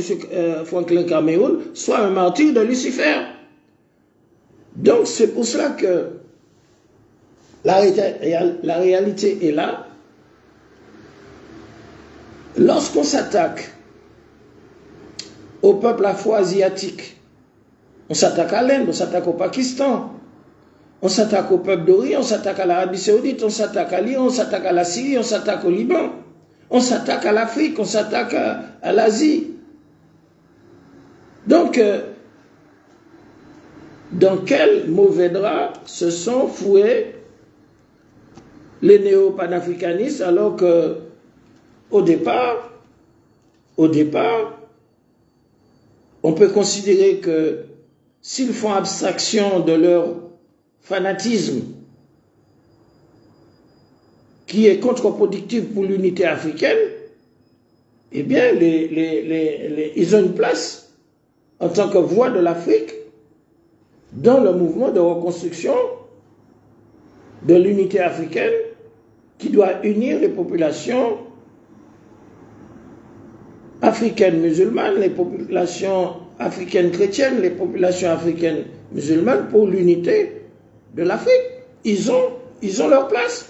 Mais dans la mesure qu'ils ont des agendas que dans la forme, ils luttent soi-disant contre le franc CFA dans la forme, ils luttent soi-disant contre la France-Afrique dans la forme, et que dans le fond, ils ont les mêmes agendas anti-musulmans, anti-islamiques que les colonialistes et les impérialistes occidentaux, ils se discréditent. Et c'est pour ça que nous aurions souhaité, au Centre islamologique africain caribéen de recherche et de la pensée musulmane, que effectivement que ces orientations fanatiques sectaires de l'ultranationalisme qui discréditent la révolution poutinienne, qui discréditent le mouvement du tiers-monde, qui discréditent le mouvement multipolaire, que ces éléments soient remplacés. Ces éléments perturbateurs qui perturbent l'unité de l'Afrique soient remplacés par comment dirais-je, de leurs homologues qui représentent la vraie voie, une des vraies voies de l'Afrique. De l'Afrique, on va dire une voie antagiopis, de l'Afrique qui représente vraiment une des voies de l'Afrique, mais pas l'Afrique en tout entière. Et Anta Diop avait bien prévenu contre le nazisme à rebours, c'est-à-dire l'ultranationalisme noir, dans ses écrits, et donc par conséquent, nous ne pouvons pas être, comment dirais-je, pour l'unité africaine, lutter en façade contre le franc CFA et lutter contre le néocolonialisme, et en même temps avoir des agendas concordants avec les agendas du colonialisme et de l'impérialisme, ces agendas ont toujours été contre anti-musulmans, depuis l'avènement du prophète, qui va faire tomber les empires perses, byzantins, romains, jusqu'à aujourd'hui, jusqu'à l'époque contemporaine où les grands résistants du panafricanisme historique défendaient pour protéger l'Afrique. Nous voulons parler de l'Amir Abdelkader, de Omar Mokhtar, de Alpha Yahya, de Samori Touré, de Mohamed Lamine, de Sundiat, de toutes ces personnalités, de Cheikh Amadou Bamba. Donc, cette innovation qui vient des loges maçonniques d'Europe, qui a sécrété ces chapelles sectaires afrocentristes kamites, qui créent la division en Afrique, mais ils doivent faire leur propre révolution interne pour dégager tous ces perturbateurs qui viennent créer la division pour défaire quelque chose qui est très difficile à faire, comme disait cet intervenant, l'unité de l'Afrique est très difficile à faire. Que certains activistes se proclament comme le porte-parole de l'Afrique. Il a parlé d'activistes et il semble les présenter comme les porte-parole de l'Afrique. Qu'est-ce qu'il est légitime comme porte-parole de l'Afrique? Qui sont-ils? Peut-être la grande audience qu'ils ont eue sur les réseaux sociaux, dans les médias et en face, on assimile souvent l'audience à une sorte de légitimité aussi. Si l'on part à une élection, peuvent-ils la gagner? Ils font beaucoup de bruit dans leur pays, dans les lieux où ils sont, partout où ils sont. Si nous partons à des élections, ils ne les gagneront pas. Sur quelle base ils sont légitimes et prétendent-ils parler de l'Afrique, refusant les voix contraires et disant qu'ils sont la majorité? Nous avons créé cette structure pour dire non, il y a des voix africaines qui pensent différemment et que leur pensée n'est pas forcément majoritaire, que la majorité c'est dans les urnes. Ils ne peuvent pas s'ériger en porte-parole de l'Afrique. Vous voyez, ils ne peuvent pas s'ériger en porte-parole de l'Afrique. Et donc, c'est là qu'il est très important, pour revenir à notre thématique, c'est l'éveil musulman en Afrique, la débâcle de l'européanisation et l'hostilité agressive anti-musulmane des élites de l'occidentalisme. Ce sont ces gens-là dont il s'agit, et donc par conséquent, il y a lieu de constater que cet éveil musulman est à l'origine d'une grande révolution civilisationnelle qui est redoutée par le colonialisme, le néocolonialisme, on va dire euro-africain, puisqu'il s'agit de faire sortir la laïcité, de faire sortir comment dirais-je, des idéologies qui sont étrangères au Mali, étrangères au Sénégal, étrangères au Niger, étrangères au Burkina Faso, étrangères à la Guinée, pour respecter les populations, la majorité des populations musulmanes et chrétiennes dans leur foi, et que par conséquent, pour créer les conditions d'une société, d'une vraie Afrique de liberté, puisque, comment dirais-je, la constitution des Africains, qui dans le cadre des cités-États, eh bien, elle réserve une place. Elle réserve une place aux chrétiens, elle réserve une place aux animismes, à l'animisme, elle réserve une place aux autres croyances, mais elle ne prend pas en compte des idéologies étrangères dont on constate qu'il a massacré la culture, la société malienne, la société africaine. Donc il y a des enjeux fondamentaux et nous, quand on se réfère aux propos du juriste malien qui parle de coup d'État téléphoné, effectivement, nous assistons à des coups de force dans l'Afrique de l'Ouest, en Guinée, mais en réalité, il s'agit de devancer la révolution des populations à majorité musulmane par des élites qui veulent,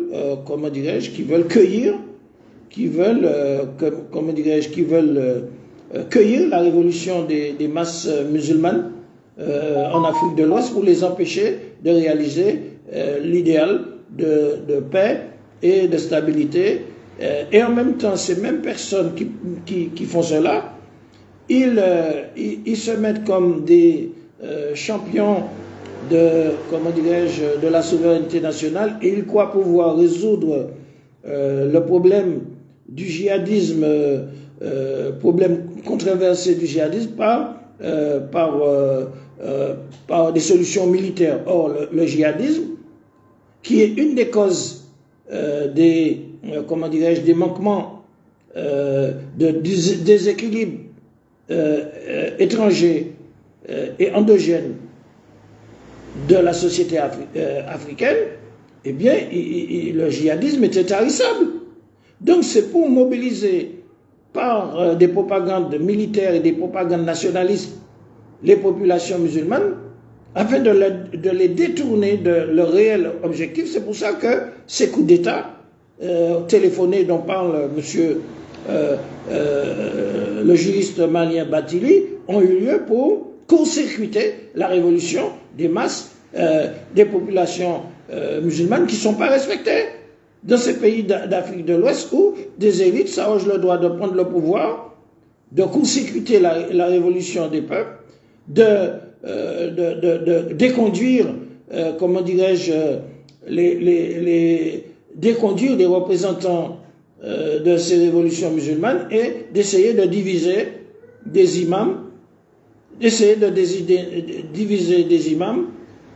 comme cela a toujours été fait.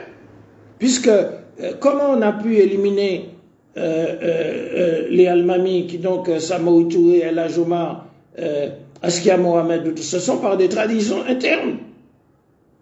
Donc ces pouvoirs militaires qui ne respectent pas les populations, qui indexent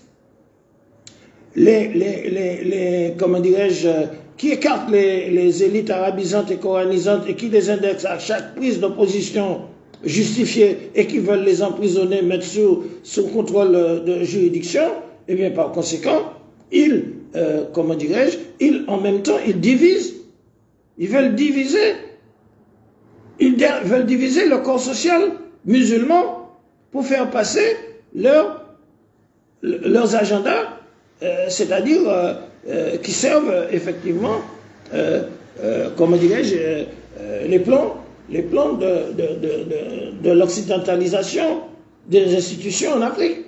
Donc par conséquent, lorsqu'on réfléchit sur le cas du Mali, nous en tant que centre islamologique africain caribéen de recherche et de la pensée musulmane, nous sommes confrontés dans les colonies à cette même réalité. Parce que dans les colonies, il n'y a pas une majorité de population. Dans les colonies françaises, il n'y a pas une majorité de population musulmane comme en Afrique de l'Est, de l'Ouest, du Centre, etc., etc. Mais il y a une majorité de populations qui suivent le Messie Jésus, mais qui est que le système colonial, le système occidental a mis au devant de ces masses ces mêmes élites occidentalisées, laïcistes, anticléricalistes, matérialistes, qui servent en quelque sorte de relais de la puissance étrangère pour dominer la majorité des populations. Et ce n'est pas par hasard qu'on impose dans ces sociétés des législations de Sodome et de Gomorrhe, des législations de la théorie du genre, des législations qui sont liées à cette conception occidentale. Et donc, c'est pour cela que nous avons, notre observatoire met l'accent sur le patriotisme martiniquais, guadeloupéen, guyanais, le patriotisme malien, le patriotisme burkinabé, le patriotisme guinéen qui n'a rien à voir avec le nationalisme, qui est une idéologie étrangère, une idéologie coloniale, une idéologie judéo-maçonnique, une idéologie, comment dirais-je, de la laïcité, qui vient pour créer dans nos sociétés des minorités de domination, et comme c'est le cas en Afrique, mais c'est le cas aux dernières colonies, puisque nous avons le même problème avec le même colonisateur. Et c'est pour ça que nous respectons la révolution algérienne, qui était une révolution africaine, arabo-berbère et musulmane, et qui a investi tout son pouvoir, cette révolution algérienne, pour empêcher les orientations, comment dirais-je, de jonction du sionisme au panafricanisme, qui a mis en échec dans l'histoire du mouvement de libération les tentatives du sionisme d'infiltrer le mouvement noir. Avec Fanon à la tête du gouvernement provisoire du GPRA, qui a réuni, comment dirais-je, le mouvement de libération arabe et le mouvement de libération africain. Et donc, par conséquent, s'il y a des problèmes aujourd'hui, après avoir vécu l'époque glorieuse des libérations nationales avec le panafricanisme moderne combattant, des combattants comme Cabral, comme Fidel Castro, leurs alliés de l'OSPAL en Amérique du Sud, qui vont s'investir avec l'aide des pays musulmans afro-asiatiques pour faire tomber l'apartheid, tomber le colonialisme portugais en Angola, en Guinée-Bissau, au Mozambique, eh bien, nous avons vécu une période glorieuse de conquête, de chute de l'apartheid, avec cette réalité de vrai panafricanisme moderne, qui n'était ni kamite, ni afrocentriste, et qui n'était pas anti-musulman, puisqu'il bénéficiait du financement de l'Arabie Saoudite, de l'Égypte, de la Syrie, de la Libye, du Pakistan, de tous les pays musulmans. Et c'est ça qui a fait que les alliés du mouvement africain en Amérique latine, dont Fidel Castro à Cuba, dans le cadre de l'organisation de l'OSPAL, la solidarité des peuples d'Asie, d'Afrique et d'Amérique latine, ont eu un financement pour pouvoir déplacer 300 000 hommes de Cuba vers l'Afrique du Sud, vers l'Angola, vers la Guinée-Bissau, vers le Frelimo, avec aussi l'aide de l'URSS. Donc, par conséquent, lorsque nous connaissons cette réalité des vrais panafricanistes et que nous assistons aujourd'hui à un sionisme noir déguisé derrière un nationalisme occidental, se réclamant du kémitisme, de l'afrocentrisme qui s'attaque justement à diviser l'Afrique, à séparer, diviser l'Afrique de sa profondeur stratégique par rapport à l'espace de la fraternité, de la Oumma musulmane orientale qui s'attaque à la Mecque, qui s'attaque, ce sont des instruments de la division. Et c'est pour cela que nous disons que dans le fond, ils ont les mêmes agendas anti-islamiques, anti-musulmans que les impérialistes et les colonialistes occidentaux. Il ne faut pas nous raconter des histoires. Donc c'est pour cela que nous ciblons monsieur Franklin Wakameoun, parce que c'est il doit prendre ses responsabilités lorsqu'il s'attaque aux musulmans, il s'attaque au Coran, qu'il s'attaque au Dieu unique, qu'il s'attaque à l'islam, qu'il s'attaque à la Mecque. Il doit prendre ses responsabilités, surtout lorsque, en fait, il est professeur de philosophie dans une région française et il est soutenu par la laïcité, il est soutenu dans son procès qu'il a eu, il est soutenu par les fantassins de l'éducation nationale, qui sont les fantassins anti-musulmans dans le bastion impérialiste français, puisque c'est eux qui ont déclenché l'affaire Oujdi, c'est eux qui ont déclenché, c'est l'éducation nationale qui a déclenché l'affaire du Foulard, l'affaire Charlie, etc., etc. Donc voilà la position de M. Franklin. Donc M. Franklin Wakameoun, il est sorti de ses gonds, et c'est pour ça que nous disons que nous craignons qu'il, comme il sent la poudre luciférienne, nous craignons qu'il fasse une autocombustion. Et donc il reste avec nous là, pour le débat, parce que c'est dans l'évolution des situations qu'on connaît le vrai visage des hommes. Aujourd'hui, nous connaissons le vrai visage de M. Franklin Wakameoun, et nous connaissons le vrai visage de sa clique, qui servent et qui discréditent la révolution poutinienne, qui servent sur le mouvement multipolaire, qui associe tous les pays de l'OCI, de la conférence islamique, les pays de l'ASEAN, c'est-à-dire les pays du Laos, du Cambodge, du Vietnam, etc.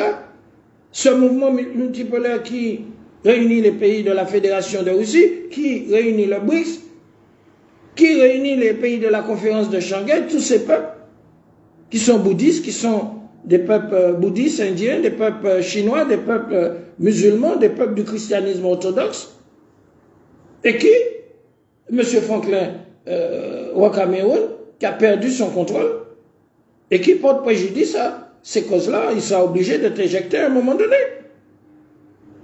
Donc c'est pour cela que nous disons que les imams maliens, ils ont tout à fait raison de se positionner, et que les populations à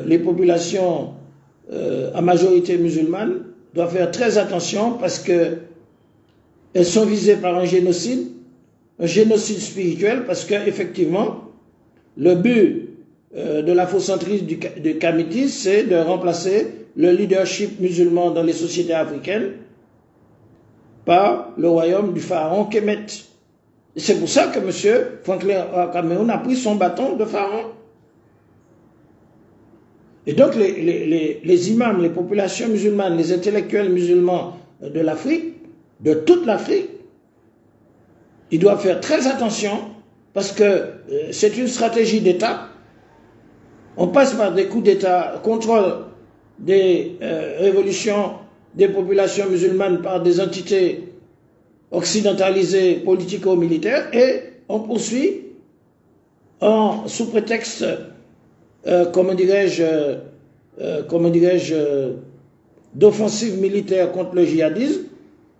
Eh bien, on est en train des élites usurpatrices du pouvoir se surfent sur la réalité du djihadisme pour faire croire qu'ils ont une solution militaire au djihadisme. Mais tout simplement, c'est pour avoir des armes pour dominer le peuple et pour cadenasser les peuples maliens, sénégalais, burkinabés, guinéens, etc., etc., sous l'apartheid de la laïcité. Et donc, par conséquent, le djihadisme ne sera pas résolu par des solutions militaires. Vous avez bien vu que le problème a été résolu en Syrie et tout ça par le dialogue national préconisé par Vladimir Poutine, qui lui-même prenait exemple sur lui-même, puisque la constitution de la Fédération de Russie a comme socle le divin, et aussi l'intégration des populations d'obédience du christianisme orthodoxe majoritaire, bouddhiste, et aussi musulmane, dont la Tchétchénie, le Kazakhstan, l'Ouzbékistan, etc., etc. Donc, vous voulez être protégé par la Russie, vous voulez être protégé par le régime iranien, mais vous ne prenez pas exemple sur ce qu'ils ont fait pour l'intégration des populations musulmanes. Vous voulez être protégé par la Russie et en même temps vous discréditez la Russie parce qu'il y a certains qui disent qui disent des choses par rapport à la Russie, par rapport à des choses équivoques. Vous voulez être protégé par la Russie, vous voulez être armé, mais en même temps vous ne respectez pas vos populations et vous faites comprendre que vous vous armez contre le djihadisme, mais vous vous armez contre la révolution de la majorité des populations maliennes, des populations sénégalaises, des populations burkinabées, des populations guinéennes. C'est pour ça que vous vous armez. Parce que vous savez très bien que c'est le dialogue national qui va résoudre le problème du djihadisme. Vous savez très bien que c'est la résolution des problèmes jurisprudentiels, constitutionnels, institutionnels qui va résoudre le problème du djihadisme. Et donc, vous persistez dans une volonté de faire croire que vous êtes une armée puissante, etc., etc. Vous avez des armes et tout ça. Mais ces armes, c'est pour, justement, combattre le peuple. La majorité du peuple musulman, des imams et tout ça. Et donc, c'est pour ça qu'en définitive, il faut voir la réalité. Il n'y aurait pas de djihadisme s'il y avait le problème constitutionnel, jurisprudentiel, institutionnel était réglé dans ces pays de l'Afrique de l'Ouest. Donc, en même temps, vous brandissez le djihadisme pour faire des propagandes nationalistes qui sont des propagandes de la laïcité occidentale. Vous mettez des constitutions laïques, vous voulez imposer. Donc le patriotisme malien a toujours existé. Le patriotisme africain, depuis les Almamis, a toujours existé. Mais le nationalisme de la laïcité occidentale n'a rien à voir avec le patriotisme. Donc il faut arrêter, il faut protéger, il faut respecter les populations musulmanes pour que les populations musulmanes vous respectent. Et c'est pour ça que nous allons terminer cette intervention et nous allons revenir là-dessus.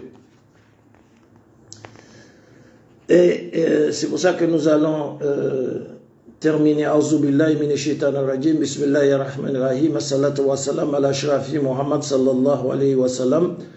Qatam al-anbiya imam al-mursalin. Rabbi shrah li sadri wa yassir li amri wa ahlul 'uqdatan min lisani yafqahu qawli. Allahumma salli ala sayidina Muhammadin al-fatih lima ukhliqa wal khatim lima sabaqa nasir al-haqq bil haqq wal hadi ila siratika al-mustaqima wa ala alihi haqqa qadrihi wa miqdaril azim. Donc nous invitons les musulmans d'Afrique à se recentrer sur l'objectif essentiel, qu'il soit des politiques ou des militaires. Nous invitons aussi les chrétiens africains et les animistes africains à se recentrer sur l'essentiel et non pas sur la division des néo-panafricanistes et des kamites, des afrocentristes qui, en fait, ont les mêmes agendas anti-monothéistes, parce que vous voyez bien que M. Cameroun, il attaque autant le monothéisme chrétien que musulman. Donc, unissez-vous, les Africains, chrétiens, musulmans, animistes, pour fonder une société libérée, une société, puisque vous voyez bien que, comme le disent le Conseil de l'imama, il n'y a pas de souveraineté de pays patriotique sans souveraineté idéologique. Donc les chrétiens africains, les musulmans africains et autres, les animistes africains doivent justement s'impliquer dans une union pour faire échouer, justement, pour provoquer, pour accentuer cette débâcle de l'européanisation qui fait monter en puissance l'hostilité agressive anti-musulmane des élites de l'occidentalisme. Donc nous allons terminer par ces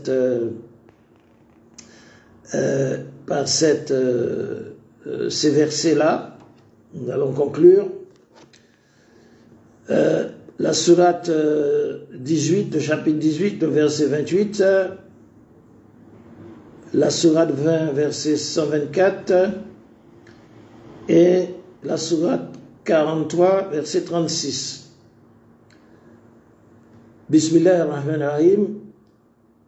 Allah Ta'ala, il dit dans ce verset: au nom de Dieu le clément et miséricordieux, fais preuve de patience en restant avec ceux qui invoquent leur Seigneur matin et soir, désirant sa face, et que les yeux ne se détachent point en cherchant le faux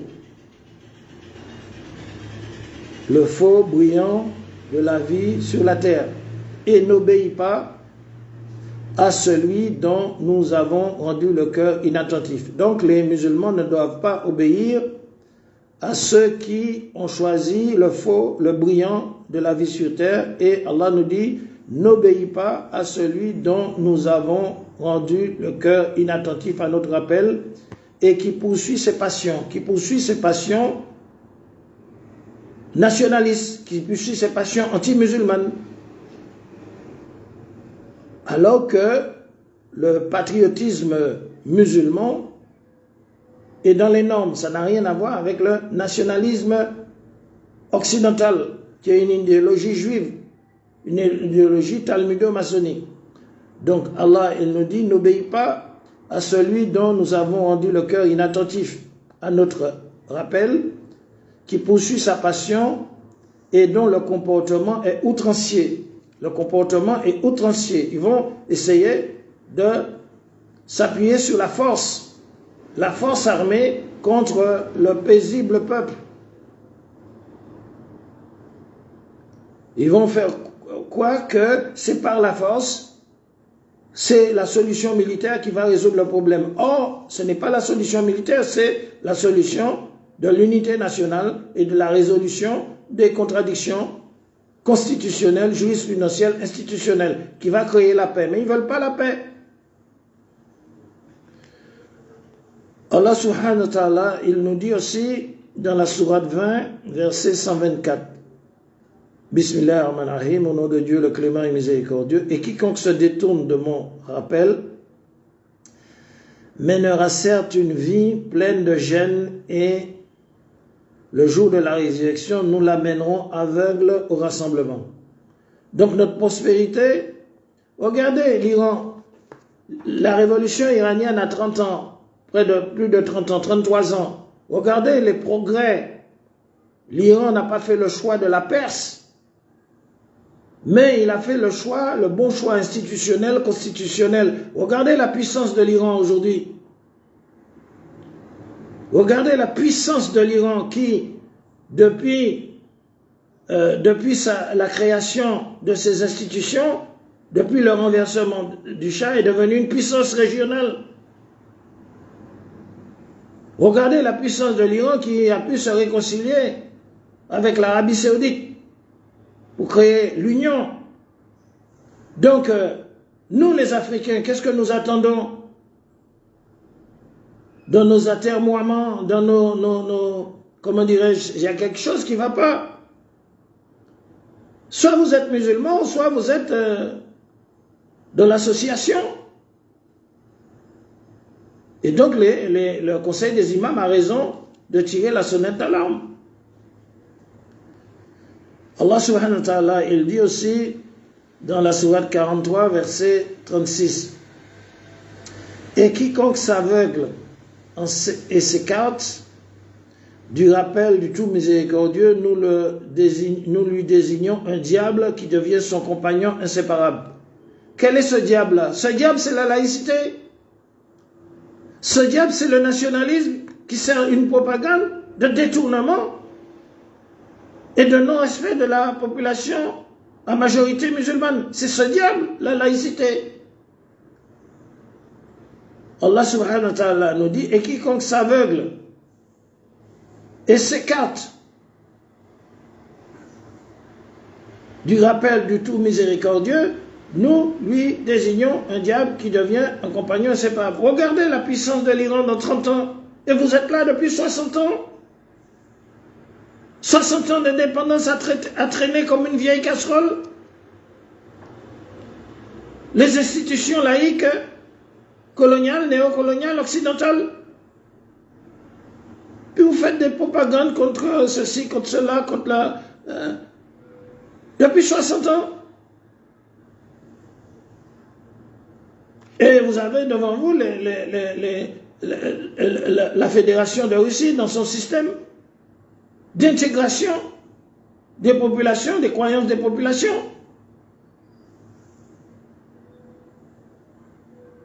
Vous avez devant vous l'Iran. Je parle de l'Iran, mais je suis un musulman comme vous, malékite. Mais il faut reconnaître ce qui est vrai et ce qui est bien. Vous êtes capable de faire l'unité.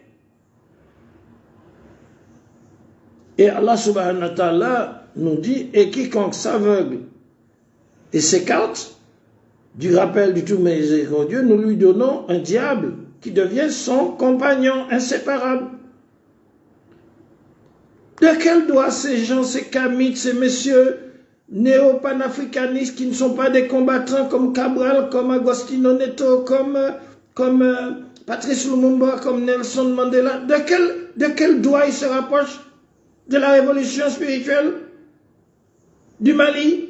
De quel droit ils se rapprochent de la révolution poutinienne, la révolution multipolaire pour la discréditer par la division? Donc, ces compagnons de Lucifer, qui sentent la poudre, qui vont faire comment dirais-je, qui a un syndrome qui vont faire une autocombustion, ils ne sont pas des nôtres. Ce sont les compagnons du diable. Et Allah, subhanahu wa ta'ala, nous dit, Dieu le Très-Haut, et quiconque s'aveugle et s'écarte du rappel, nous lui désignerons un diable qui devient son compagnon inséparable. C'est des gens qui vont, soi-disant, parler au nom de l'Afrique, au nom du panafricanisme. Mais quel panafricanisme? Nous ne le connaissons pas. Cabral n'a jamais connu des Kamites, ni nos Almami, donc, qui se font propagandistes d'une évolution qui n'est pas la leur, puisqu'ils poursuivent un objectif équivoque.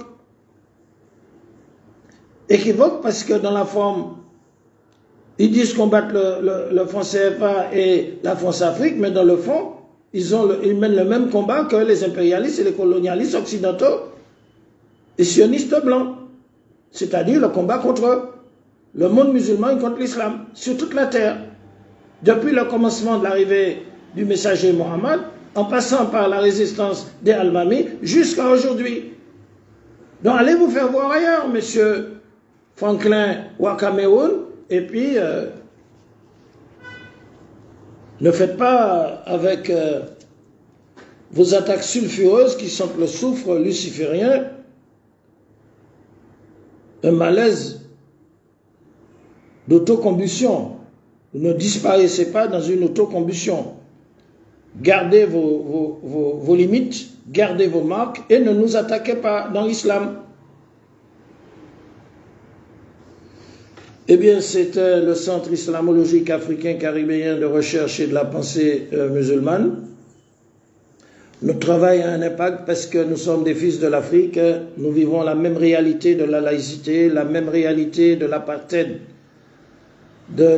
statutaire. Nous vivons la même réalité de la domination de l'ultranationalisme blanc, et que par conséquent, nous sommes aussi victimes des erreurs de ceux qui viennent justement, qui parlent soi-disant, qui se font les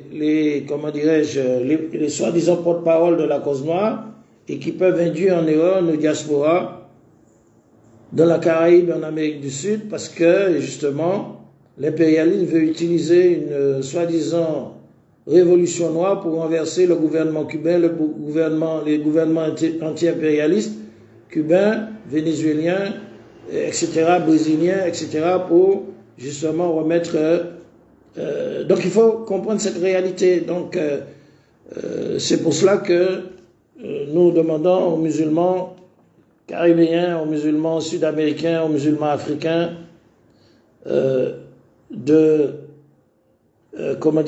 d'analyser bien les choses, parce que la lutte que mènent les adversaires, c'est une lutte séculaire, parce que c'est le même combat que les ennemis du Très-Haut, de l'incrié, luttaient, faisaient contre les prophètes depuis et avant et après l'époque de Pharaon. Donc nous ne sommes pas étonnés, les musulmans africains du Mali, les imams, tout ça, ils ne sont pas étonnés de l'hostilité des ennemis des musulmans, parce que nous avons toujours connu l'hostilité des ennemis des musulmans, c'est l'hostilité de Satan, c'est l'hostilité de Lucifer, et que par conséquent, c'est Dieu qui gère cette situation pour nous éprouver et pour démontrer que c'est dans l'évolution des situations qu'on connaît le vrai visage des hommes, on connaît qui est qui. Donc par conséquent, musulmans africains, que vous soyez politiques et militaires, réconciliez-vous avec vous-même, purifiez votre âme, sortez du compagnonnage des diables, puisque Allah subhanahu wa ta'ala dit que ceux qui sont inattentifs au rappel, ils auront comme compagnons des diables, parce que effectivement les diables kamitent, comme la clique de monsieur Franklin au Cameroun, qui attaque la Mecque, qui attaque les musulmans d'Orient, qui attaque tout le monde afro-asiatique, qui s'attaque à nos croyances, qui s'attaque au Dieu unique, ils ne peuvent pas être nos compagnons. Et s'ils sont nos compagnons, c'est que, comment dirais-je, il y a un problème. Donc, c'est ce que nous pouvons dire, effectivement. C'est le Centre islamologique africain caribéen. D'ailleurs, c'est notre droit, parce que notre ancêtre malien de l'Empire du Mali, de Mansa Moussa, l'empereur Abou Bakari II, c'est lui qui a découvert le continent américain sur lequel nous sommes. Donc nous avons un droit de réponse à ceux qui s'attaquent à la voie de nos ancêtres, à la voie musulmane, et que par conséquent, nous avons le devoir de défendre la parole divine envers et contre tous. Assalamu alaikum wa rahmatullahi wa barakatuh.